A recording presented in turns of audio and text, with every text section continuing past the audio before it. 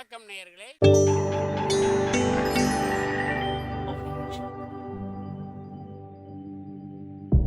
மகிழ்ச்சிக்கோர் தென்கட்சி என்ற அலைவரிசையில்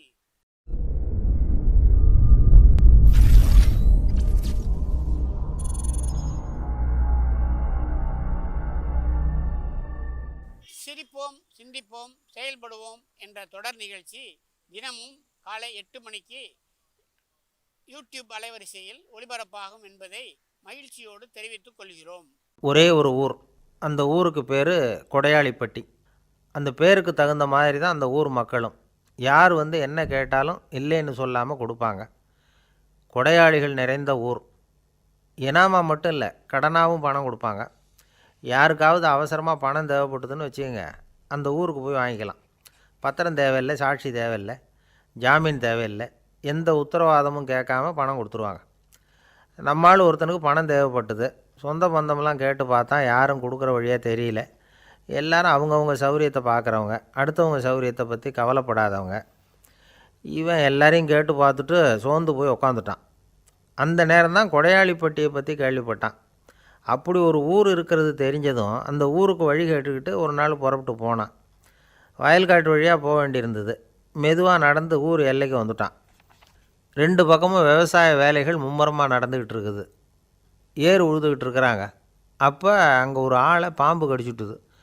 பக்கத்தில் வேலை செஞ்சுக்கிட்டு இருந்தவங்க ஓடி வந்தாங்க. அவசரமாக செய்ய வேண்டிய முதல் உதவியெல்லாம் செஞ்சு பார்த்தாங்க. பலன் இல்லை. அந்த ஆள் செத்து போட்டான். அவன் செத்து விட்டான்னு தெரிஞ்சதும் அவனை தூக்கி வரப்பு மேலே போட்டுட்டு எல்லோரும் அவங்கவுங்க வேலையை கவனிக்க ஆரம்பிச்சிட்டாங்க.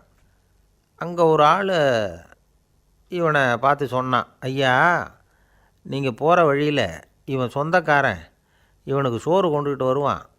இவன் இங்கே செத்துட்டான்னு அவங்ககிட்ட சொல்லிவிடுங்க அப்படின்னா. இவனுக்கு ரொம்ப ஆச்சரியம். என்னடா இது, பாம்பு கடிச்சுட்டுதுன்னதும் பதறி அடிச்சுக்கிட்டு ஓடி வந்தாங்க, செத்துட்டான்னதும் பேசாமல் தூக்கி போட்டுட்டு போயிட்டாங்க அப்படின்னு நினச்சிக்கிட்டே நடந்து போகிறான்.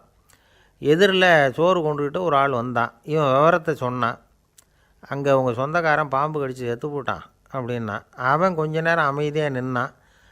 அதுக்கப்புறமா அங்கேயே வரப்பில் உட்காந்து கொண்டுகிட்டு வந்த சோத்தை தானே சாப்பிட்டு முடித்தான். பேசாமல் எழுந்திரிச்சு திரும்பி போயிட்டான். கொஞ்சம் கூட பதறல, அழலை. இப்படியும் ஒரு ஊரா அப்படின்னு நினச்சி ஆச்சரியப்பட்டுக்கிட்டே இவன் ஊருக்குள்ளே போனான். ஒரு பெரிய மனுஷனை பார்த்து பணம் கேட்டான். அவரும் இவனோட பேரையும் ஊரையும் மட்டும் விசாரிச்சுக்கிட்டு தேவையான பணத்தை கொடுத்துட்டார். பணத்தை வாங்கிட்ட பிறகு தன்னுடைய மனசை அரிச்சிக்கிட்டு இருந்த அந்த விஷயத்தை பற்றி கேட்டான். ஐயா, வழியில் ஒருத்தன் செத்துட்டான், அவனை அப்படியே தூக்கி வரப்பில் போட்டுட்டு எல்லாரும் வயல்வெளி வேலைகளை பார்த்துக்கிட்டு இருக்கிறாங்களே அப்படின்னா. இதுக்கு அந்த பெரியவர் சொன்னார், ஆமாம், அப்படி தான் செய்வோம். வேலை முடிஞ்சு வீட்டுக்கு திரும்புகிறப்போ அவனை தூக்கிட்டு வந்து அடக்கம் பண்ணிடுவோம் அப்படின்னார். ரொம்ப ஆச்சரியமாக இருக்கே அப்படின்னா. ஏன் உங்கள் ஊரில் யாராவது செத்துட்டா என்ன பண்ணுவீங்க அப்படின்னு கேட்டார். என்ன இப்படி கேட்குறீங்க, எங்கள் ஊரில் எல்லாம் பணத்தை தூக்க விட மாட்டாங்க, ஒப்பாரி வைப்பாங்க, கட்டி புரண்டு அழுது புலம்பி தீர்த்துருவாங்க அப்படின்னா. இவன் பெரியவர் பார்த்தார். அவங்ககிட்ட கொடுத்த பணத்தை லபக்குன்னு பறிச்சுக்கிட்டார். திருப்பி வாங்கிட்டார். இவன் பதறி போய் நிற்கிறான்.